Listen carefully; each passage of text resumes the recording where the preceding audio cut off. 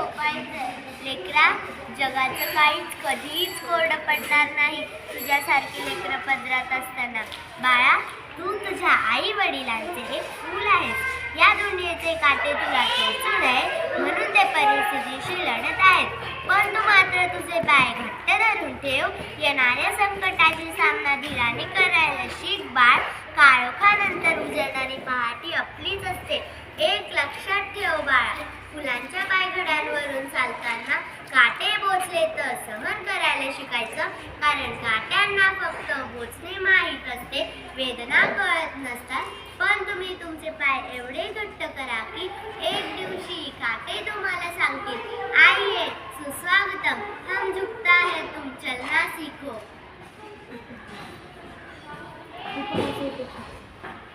उपहास उपेक्षांचे विजले आता निखारे. तू बांधलेस माझ्या, तू बांधलेस माझ्या पदरात चंद्र तारे.